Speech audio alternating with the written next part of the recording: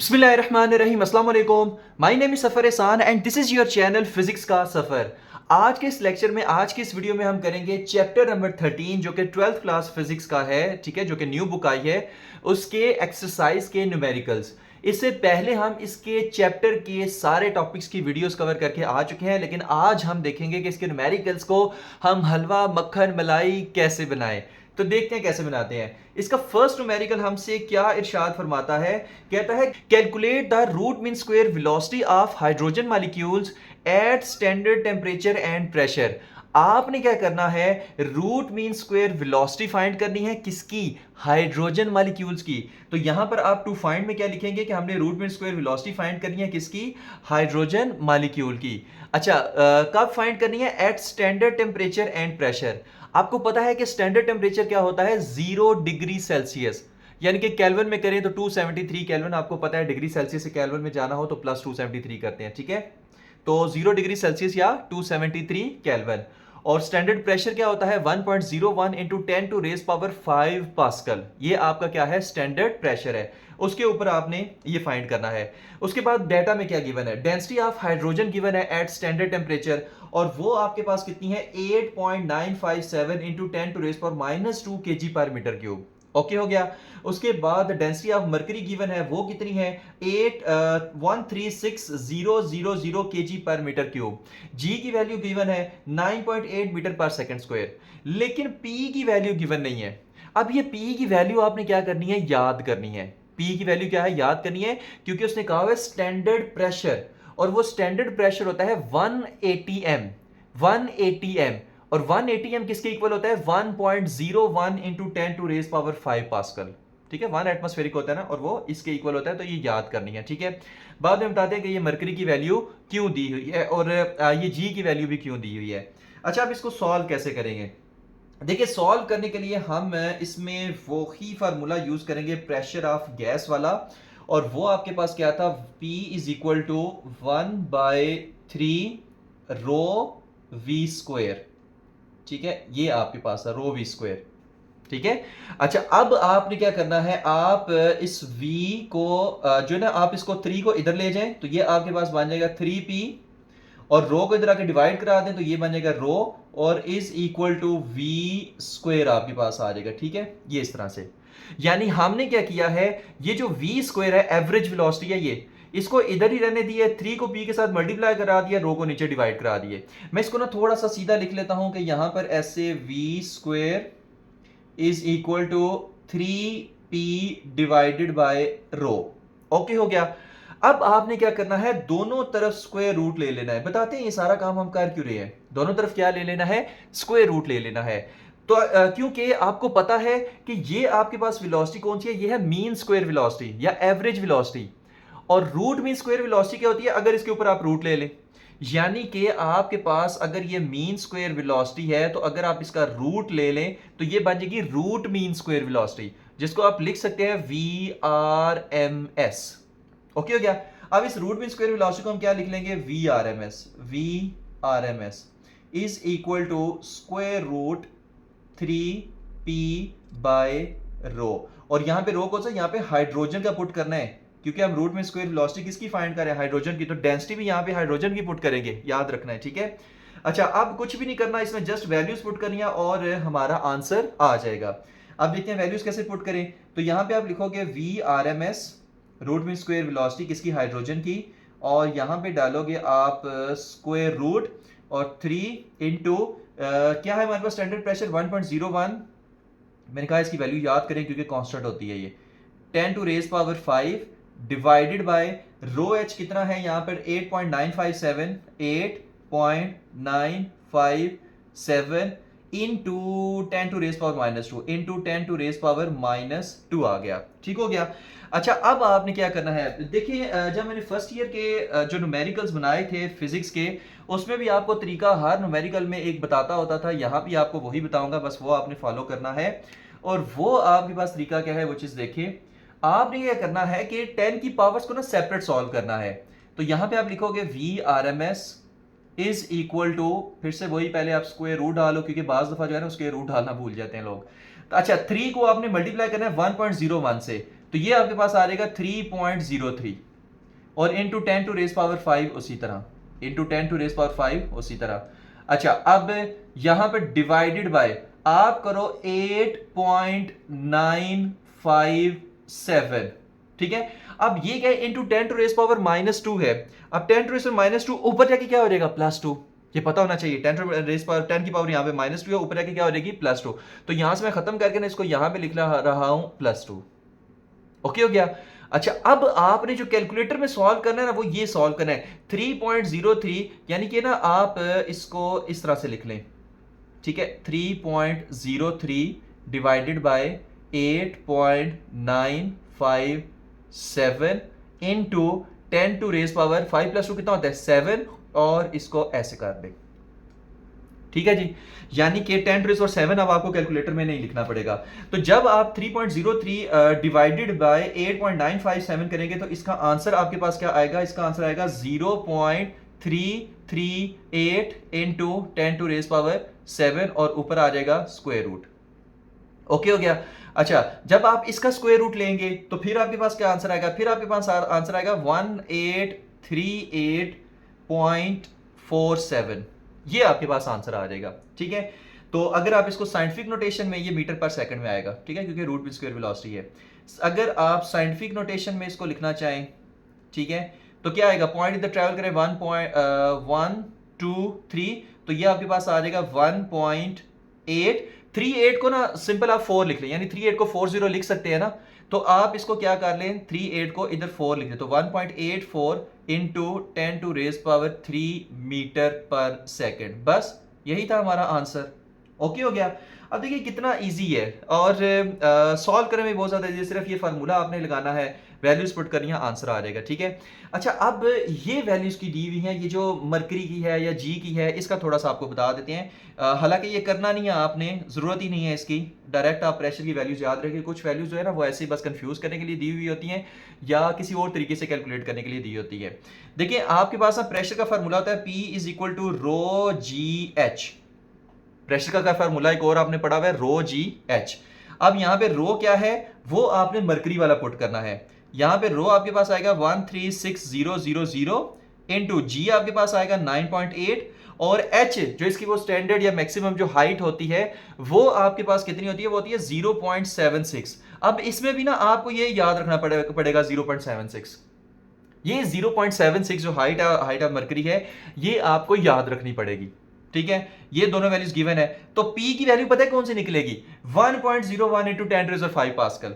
P की value क्या निकलेगी, 1.01 into 10 to raise power 5 pascal. आप कैलकुलेट करके इसको देख भी सकते हैं। ओके हो गया। तो बजाय ये कि इस तरीके से निकालें, आप इसको डायरेक्ट पुट करें, क्योंकि कांस्टेंट वैल्यू है, उसको निकालने की क्या जरूरत है, वो ज़बानी याद होनी चाहिए। तो अगर कोई करना चाहता है तो इस मेथड से पहले प्रेशर की वैल्यू निकाल लें, उसके बाद ये सारा कर ले, कोई मसला नहीं है, जिसका जो दिल करता है करे, लेकिन मेरा मशवरा ये है इसको याद करें। ओके हो गया। तो ये था हमारा न्यूमेरिकल नंबर 1। नेक्स्ट न्यूमेरिकल है numerical number 2। Determine the pressure of oxygen gas at 0 degree Celsius. यानी आपने pressure of oxygen gas find करना है स्टैंडर्ड टेम्परेचर पर। स्टैंडर्ड टेम्परेचर कौन सा होता है, 0 डिग्री सेल्सियस। तो स्टैंडर्ड टेम्परेचर के ऊपर आपने pressure of oxygen gas find करना है। तो टू फाइंड में लिखेंगे प्रेशर ऑफ ऑक्सीजन गैस और पी हमने क्या करना है, फाइंड करना है। ओके हो गया। वैल्यूज कौन कौन सी गिवन है गिवन डाटा में, if the density of oxygen is 1.44 kg पर मीटर क्यूब। तो डेंसिटी दी हुई है 1.44 kg पर मीटर क्यूब, किस पे, स्टैंडर्ड टेम्परेचर एंड प्रेशर पे।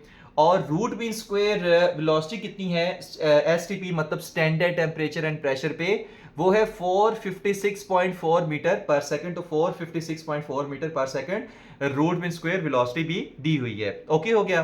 तो ये आपके पास डाटा है, ये आपने फाइंड करना है। तो कैलकुलेशन में देखते हैं इसको कैसे फाइंड करें। तो वो ही जो हमने पिछले न्यूमेरिकल में भी फार्मूला यूज किया है, इसमें भी हम वो ही यूज करेंगे। और वो फार्मूला आपके पास क्या था, P = क्योंकि प्रेशर का फार्मूला है ना, P = 1/3 ρv², ठीक है, ρv²। अब कई बच्चे यहां पर कहते हैं कि सर यहां पर तो रूट मीन स्क्वायर वेलोसिटी है ही नहीं है, अब हम क्या करें।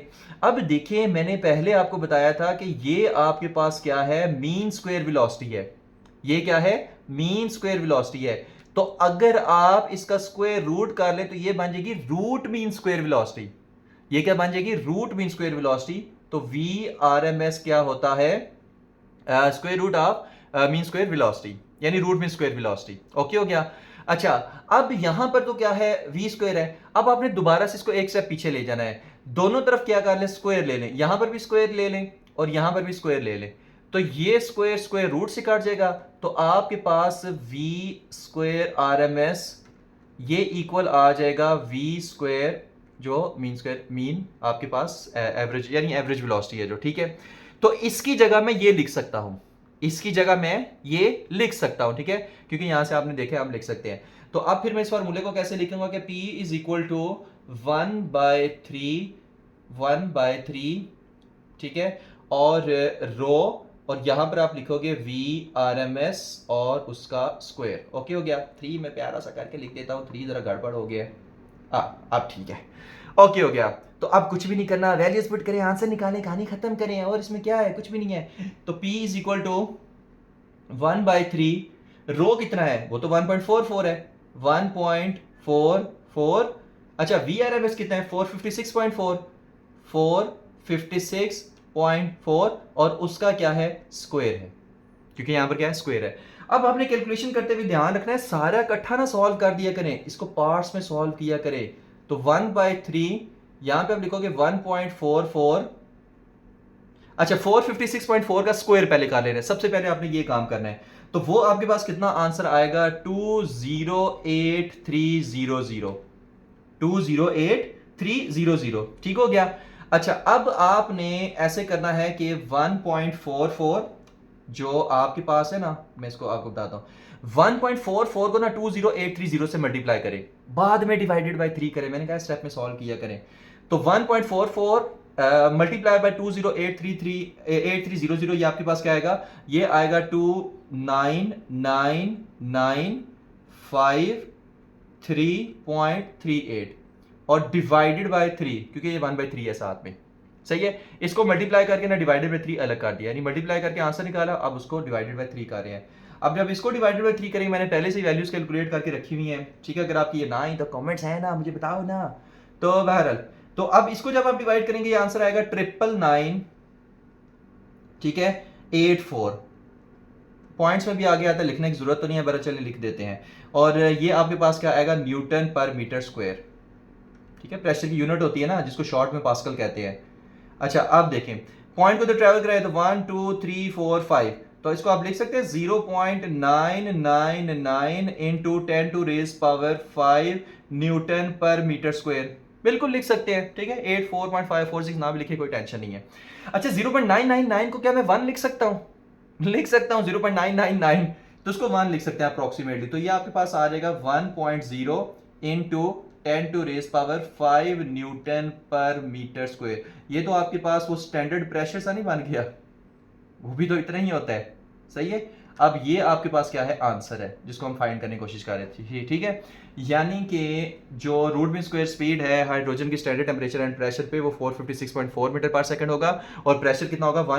1.0 इंटू 10⁻⁵ मीटर, ना 1.0 इंटू 10⁻⁵ न्यूटन पर मीटर स्क्वायर, ठीक है, जिसको हम शॉर्ट में पास्कल कह सकते हैं। तो अगर पास्कल यहाँ पे यूनिट लिखनी है तो भी ठीक है, न्यूटन पर मीटर स्क्वायर लिखना है तो भी ठीक है, ठीक है। तो ये था हमारा न्यूमेरिकल नंबर 2।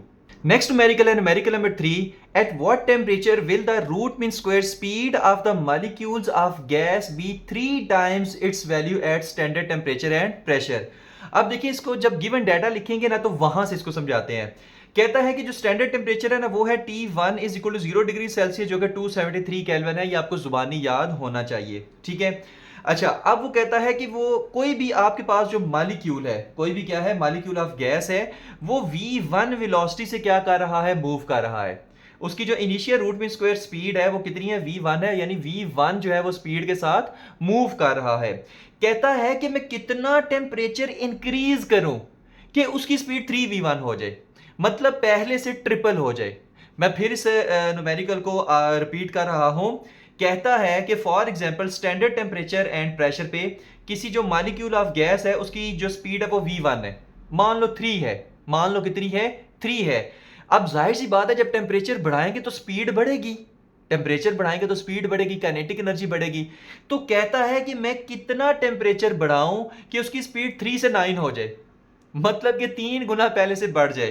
तो इनिशियल टेम्परेचर क्या है, 273 केल्विन है। Initial root mean square speed v1 है। Final root mean square speed कितनी है, 3v1 है। और आपने फाइनल टेम्परेचर T2 फाइंड करना है कि जिस पे स्पीड 3v1 हो जाएगी। ओके हो गया। तो हमारे पास नेक्स्ट हेडिंग क्या है, कैलकुलेशन। सही है। अच्छा अब देखते हैं कि हम इसको फाइंड कैसे करेंगे। सही है। अच्छा अब आपने ना एक जो average translational kinetic energy of gas है, ठीक है, उसमें एक आपने फार्मूला पढ़ा हुआ है, वो आपके पास कौन सा है, वो है V R M S is equal to 3 kBT divided by m। 3 kBT/m, ये आपने फार्मूला इसमें पढ़ा हुआ है। आप कहेंगे सर ये हमने कहाँ पे पढ़ा है? देखिए हमने ना एक फार्मूला यहाँ पे डिराइव किया था काइनेटिक एनर्जी का, average kinetic energy. Average kinetic energy वो क्या था, वो था 3/2 के बी और टी, ठीक है, बोल्ट्जमैन कांस्टेंट। अच्छा यहाँ पर देखिए अगर हम काइनेटिक एनर्जी की जगह उसकी वैल्यू लिखें तो half mv square is equal to 3/2 और के बी टी। ओके हो गया। अब यहां से 2 जो है वो 2 से गया, m इधर आके डिवाइड हो जाएगा, तो ये आपके पास क्या बनेगा, v² is equal to m जब यहां पे डिवाइड होगा तो 3 kBT डिवाइडेड बाय m आ जाएगा। दोनों तरफ स्क्वायर रूट लेंगे, ऐसे दोनों तरफ स्क्वायर रूट लेंगे। अब ये आपके पास क्या बनेगा, VRMS। पहले भी 2 न्यूमेरिकल में हम क्या करके आ चुके हैं। तो VRMS is equal to 3kBT divided by m। यहां से ये फार्मूला आया है। सही है। अच्छा अब हम ये फार्मूला यूज क्यों कर रहे हैं वो चीज देखें। यहां पे देखें कि अगर मैस कांस्टेंट हो, के बी कांस्टेंट हो, 3 कांस्टेंट हो, ठीक है, square root of 3kBT/m constant हो, तो आप लिख सकते हैं कि VRMS जो है वो डायरेक्टली प्रोपोर्शन है स्क्वायर रूट ऑफ टेम्परेचर के।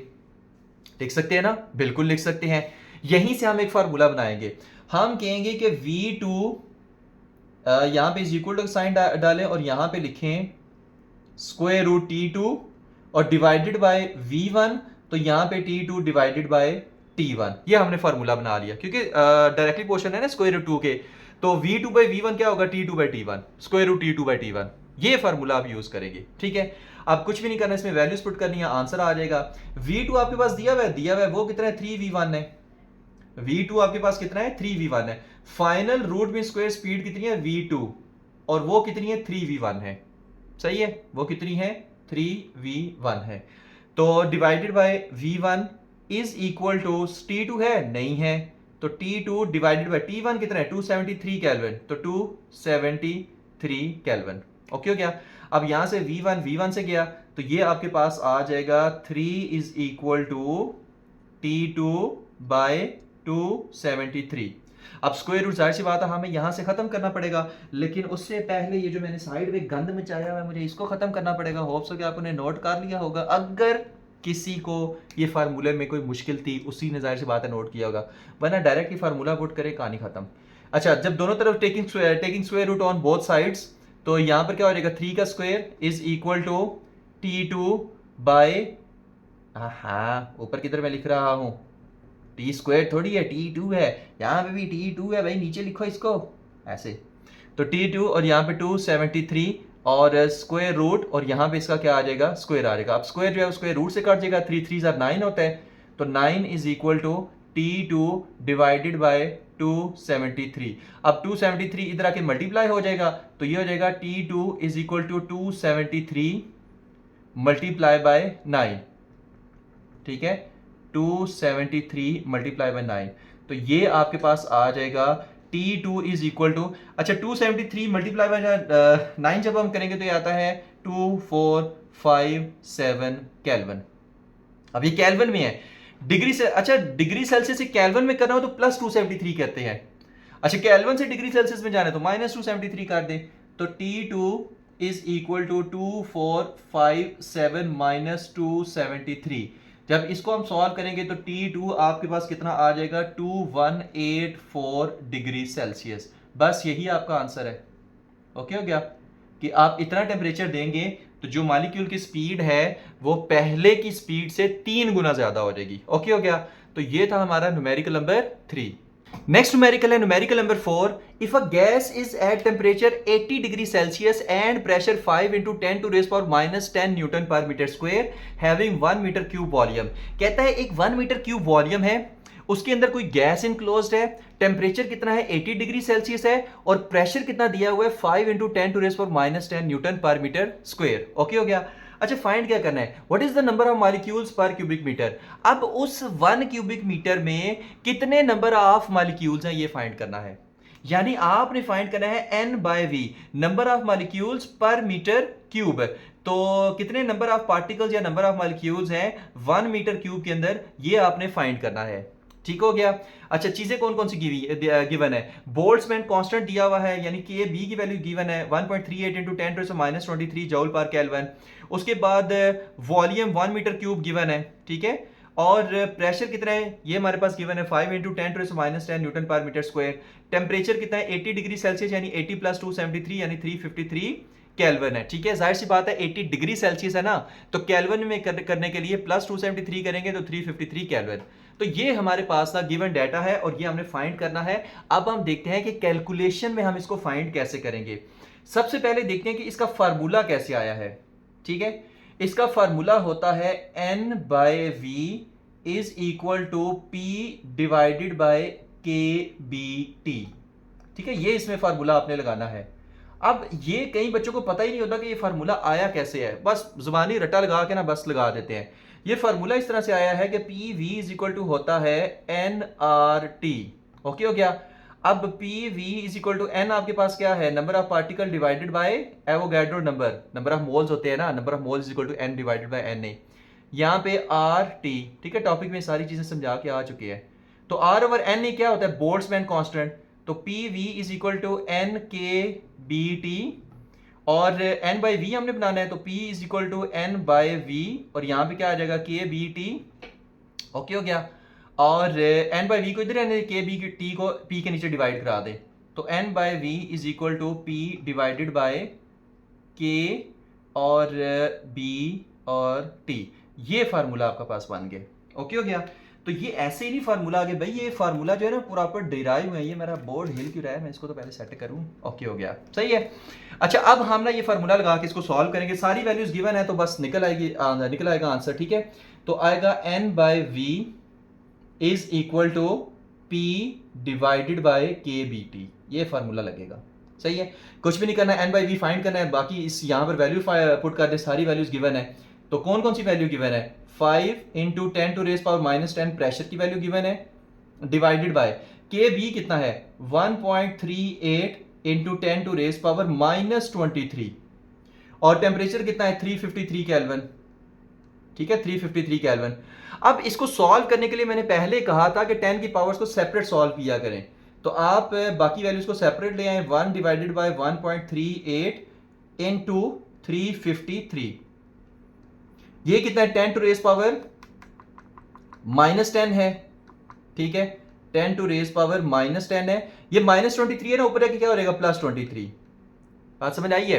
तो 10 की ये जो पावर्स है ना उनको सेपरेट सॉल्व कर दिया, बाकी 5 डिवाइडेड 1.38 इंटू 353 ये सेपरेट लिख लिया। ठीक है, तो एक ही बात होती है, इसमें कोई इश्यू इतना नहीं होता। हाँ, इश्यू इतना क्या, जरा भी नहीं होता।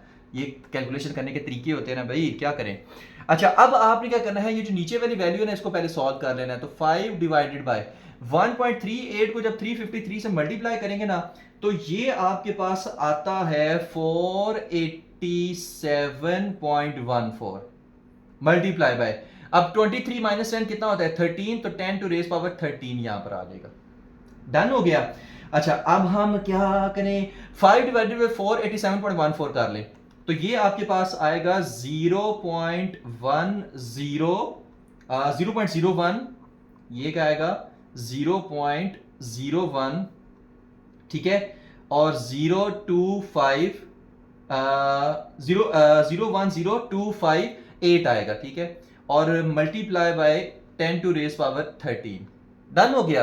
अच्छा, अब हम क्या करें, अच्छा कुछ भी नहीं करना भाई, इसको आपने पॉइंट को दो ही से इधर ट्रेवल करा देना, तो ये आपके पास बन जाएगा 1.02 इनटू, बाकी आगे वाली वैल्यूज रहने दे, बस 1.02 तक ठीक है, 58 को छोड़े, तो इनटू, अब दो इसे ट्रेवल किया ना, तो into 10 to raise power -2 into 10 to raise power 13, तो 13 -2 कितना होगा 11, तो ये आपके पास आ जाएगा 1.02 into 10 to raise power 11 newton नहीं भाई, number of particles per unit volume आपके पास आ जाएगा, ठीक है, number of particle per unit volume ये आपके पास आ जाएगा, ठीक है।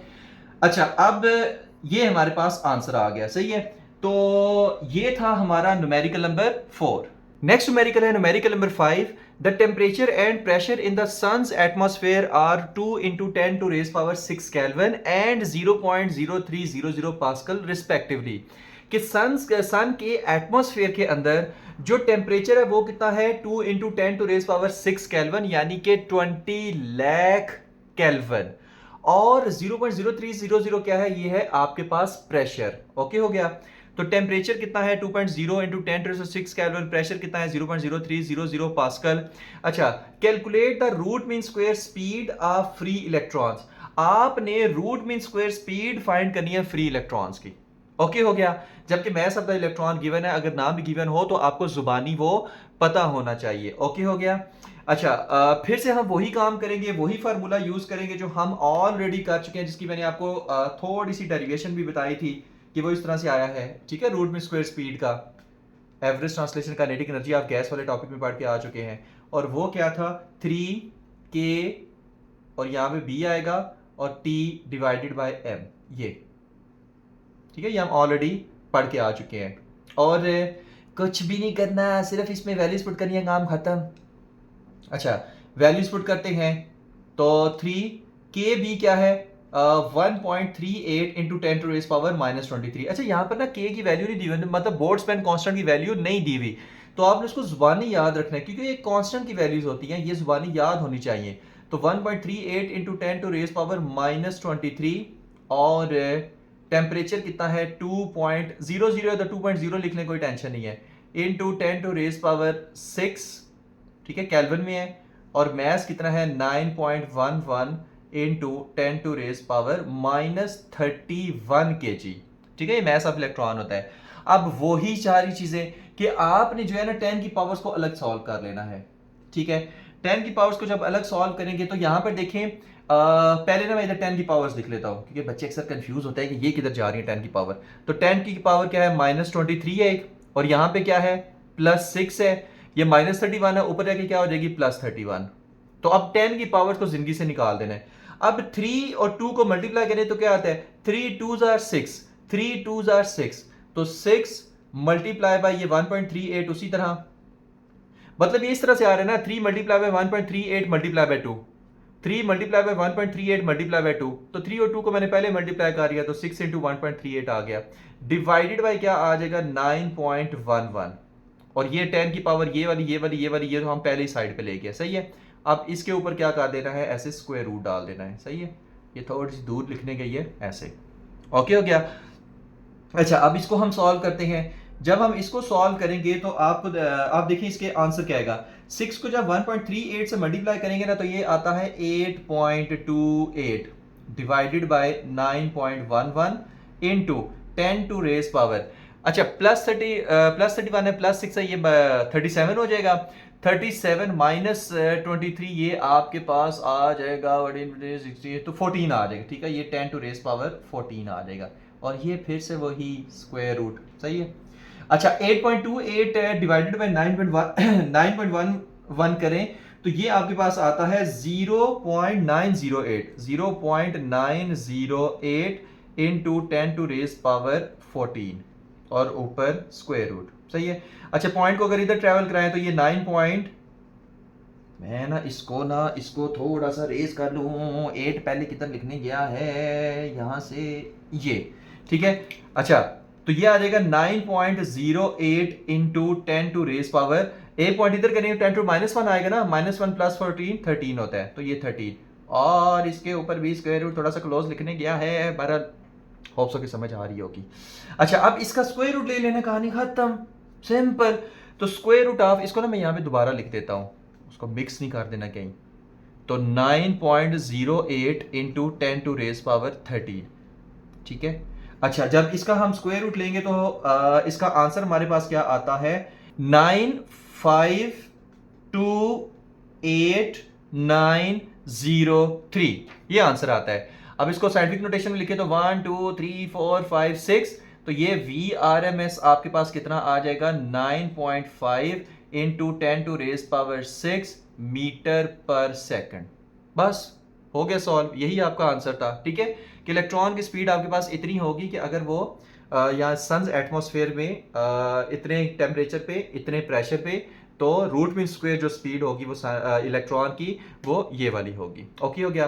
तो ये था हमारा न्यूमेरिकल नंबर 5।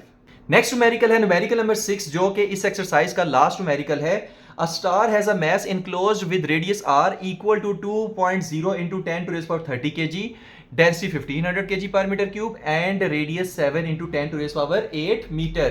कहता है कि एक स्टार है, अब जाहिर सी बात है स्टार क्या होते हैं, स्फेरिकल होते हैं, और ये क्या है, उसका रेडियस है। अब इस रेडियस के अंदर जो स्टार का वो मैस है वो कितना है, 2.0 इंटू 10⁻30 kg है। ओके हो गया।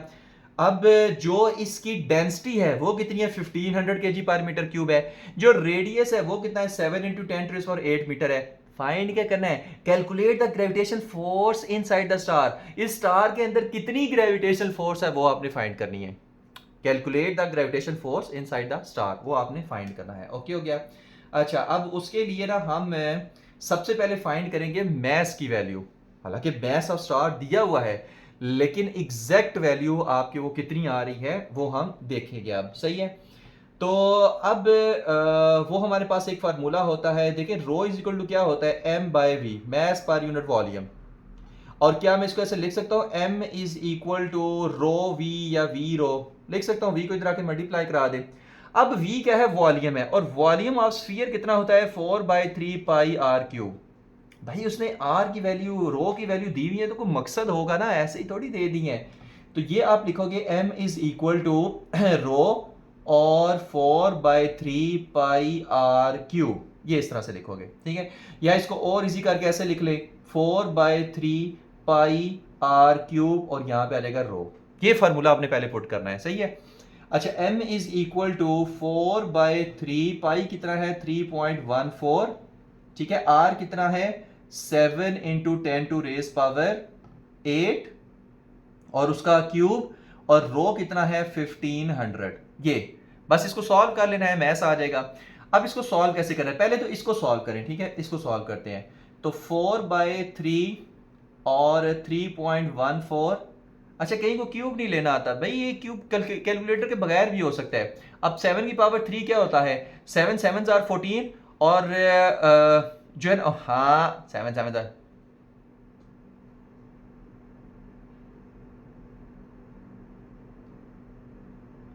अब देखिए 7 की पावर 3 क्या होता है, 7 7 आर 49, ठीक है, और 49 7 आर 343 होता है। मतलब इस तरह से करना है, 7 मल्टीप्लाई बाय 7 मल्टीप्लाई बाय 7, तो 7 7 आर 49, 49 7 आर 343 होता है, ठीक है। तो यहां पे आप लिखोगे 343 मल्टीप्लाई बाय, अब यहां पे क्या, 10⁸8 है ना, उसकी पावर 3 है, तो 8 3 आर 24, तो 10⁻24 इस तरह से आ जाएगा। ओके हो गया।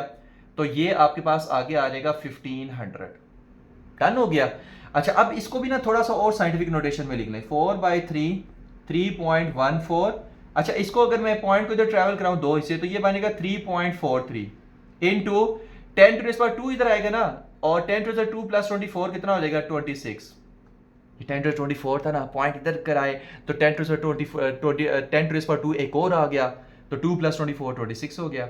अच्छा, क्या मैं इसको लिख सकता हूँ 1 2 3, तो 1.500 इंटू 10⁻3, मतलब पॉइंट इधर ले जाए, यानी 1500 की बजाय 1.5 लिख दे, ठीक है। तो क्यों मैं इस तरह कर रहा हूं, क्योंकि 10 की पावर हम साइड भी ले जाएंगे, जिंदगी आसान हो जाएगी हमारी। तो 4/3 3.14 और 3.43 और 1.5 ऐसे आ जाएगा, ठीक है, और into 10 to raise power 26 plus 3, ये आ जाएगा 29। 26 प्लस 3 कितना आ जाएगा, ये आपके पास 29 आ जाएगा। अब आपने ना इस हिस्से को सॉल्व कर लेना, इसको आपने सॉल्व कर लेना है, ठीक है। तो जब आप इसको सॉल्व करेंगे तो आंसर कितना आएगा वो चीज हम देख लेते हैं।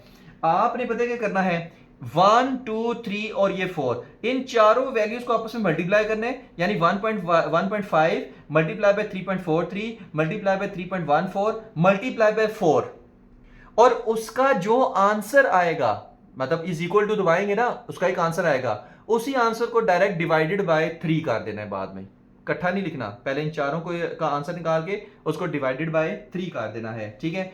तो आपके पास आंसर पता कितना आएगा, आपके पास आंसर आएगा 21.54 इंटू 10 टू रेज पावर 29, ये आपके पास आंसर आ जाएगा। ओके हो गया। अब पॉइंट को इधर ट्रेवल कराएंगे तो ये आपके पास आ जाएगा 2.154, ठीक है, इनटू 10 टू रेज पावर 30 आ जाएगा, डन हो जाएगा। यानी इसका आंसर आपके पास क्या आएगा, 21.54 आ जाएगा, इनटू 10 टू रेज पावर 29। उसके बाद पॉइंट को इधर ट्रेवल कराएंगे तो 2.154 बन जाएगा, और ये आपके पास आ जाएगा 1 प्लस 29 30 आ जाएगा, डन हो गया। अब ये क्या है, मैथ्स है, ये मैथ्स है। तो अब मैंने सारे को रेस करने वाला हूं, सिर्फ ये लिखा रहने दूंगा। तो बस मैथ्स की वैल्यू कैलकुलेट करनी, हमने यही इसमें कैलकुलेट फिलहाल करनी थी। अब हम फोर्स की वैल्यू कैलकुलेट करेंगे, ठीक है। तो इसको मैं रेस करने वाला हूं, उसके बाद हम इसमें वैल्यूज पुट करते हैं, देखते हैं हमारे पास क्या आंसर आते हैं यहाँ से। ये और और और और और और और तो इसको भी ना रेस करके मैं इधर ऊपर लिया 2.154। मैथ्स की तरह है जी, मैं पहले इसको बोर्ड को सेट कर लूँ, अब ठीक है। मैथ्स कितना है, 2.154 इंटू 10 टू रेज पावर 30 है। ओके हो गया।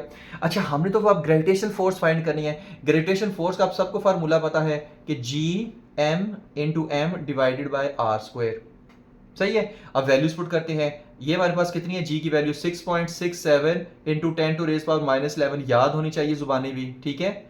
उसके बाद मैथ्स आपके पास कितना आया, 2.154 इंटू 10 टू रेज पावर 30 आया है, डिवाइड, और यहाँ पे स्मॉल एम इसी तरह, क्योंकि हमारे पास स्मॉल एम की वैल्यू नहीं है, तो उसके ऊपर कितनी फोर्स लग रही है वो लास्ट में आ जाएगी। आर का कितना है यहाँ पर, 7 इंटू 10 टू रेज पावर 8 और इसका स्क्वायर, ठीक है। अच्छा, अब हम इसको ना पहले इसको सॉल्व कर लेते हैं। ये आपके पास आएगा F is equal to 6.67 into 10 to raise power -11 और 2.154 इंटू 10 टू रेज पावर 30, यहाँ पे m, और इसका ना स्क्वायर पहले खोल लेते हैं। 7 का स्क्वायर क्या होगा, 49, और 8 2 आर 16, तो इंटू 10 टू रेज पावर 16 ये आ जाएगा, सही है। अब 10 की पावर्स को सेपरेट ले जाएं तो ये आपके पास आ जाएगा 6.67 इंटू 2.154 डिवाइडेड बाय 49, ठीक है।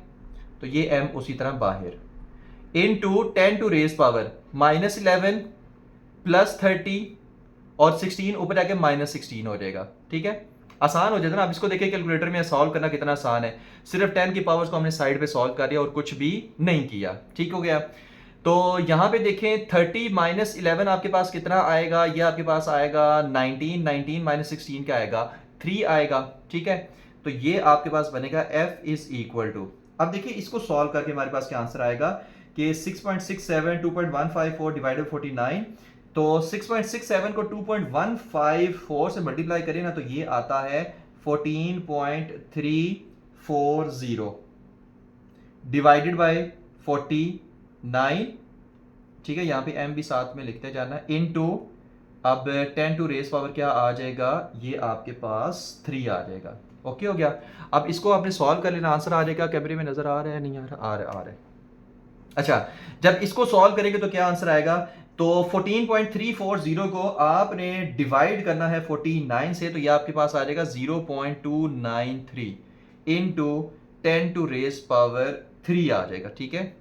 ये अब पॉइंट को अगर आप एक हिस्सा इधर ट्रेवल कराएं तो ये आपके पास बनेगा 2.93 इंटू 10⁻², न्यूटन। बस यही आपका क्या है, आंसर है।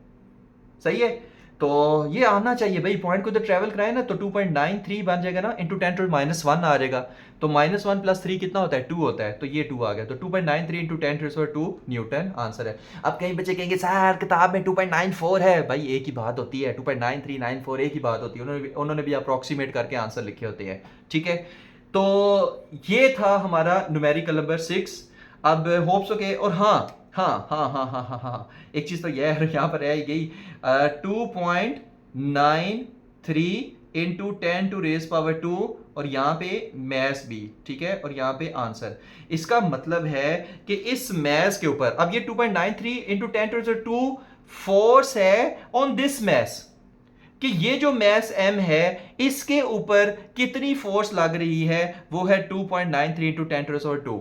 जैसे फॉर एग्जांपल अगर मैं अर्थ के ऊपर खड़ा हुआ ना, तो मेरा मैस होगा स्मॉल m, और अर्थ का मैस होगा कैपिटल M। मेरा मैस होगा स्मॉल m, तो कैपिटल अर्थ का मैस होगा कैपिटल M। तो मेरे स्मॉल m के ऊपर कितनी फोर्स लग रही है फॉर एग्जांपल, तो ये 2.93 इंटू 10⁻² आएगा। ओके, यहाँ पर तो खैर स्टार की बात कर रहा है, अर्थ की बात नहीं कर रहा, बट एक आइडिया कि स्टार के ऊपर है कि वैसे इंसान है या कोई चीज़ है जिसका मैस स्मॉल m है, उसके ऊपर कितनी फोर्स लग रही है, तो वो 2.93 इंटू 10⁻² न्यूटन है। ठीक है, तो यहां पे ये न्यूटन आएगा। सही है, अब ये ऑन मैस m है, ये भी चीज याद रखनी है। ठीक है, ऑन मैस m इतनी फोर्स लग रही है। ठीक है, तो ये था हमारा न्यूमेरिकल नंबर 6। होप्स हो कि आपको सारे समझ आ गए होंगे। यहाँ पर हमारे न्यूमेरिकल खत्म होते हैं, तो thank you very much, Allah Hafiz.